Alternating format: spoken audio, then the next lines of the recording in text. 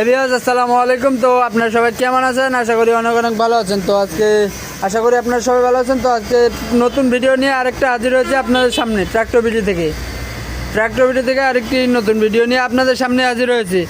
তো আজকের ভিডিও হলো আমাদের পুরাতন পাস আর কি, ট্রাক্টরের পুরাতন যে কোনো পাস ভালো মানের পাস যে কোনো আপনারা আমাদের কাছে পাবেন কম টাকার ভিতরে, ফ্রেশ কন্ডিশনের যে কোনো মালামাল পাবেন। ট্রাক্টরের নতুন পুরাতন যা আছে সব পাবেন। মাকে আমি আমার জীবনের চেয়েও ভালোবাসি। এত ভালোবাসো কেন?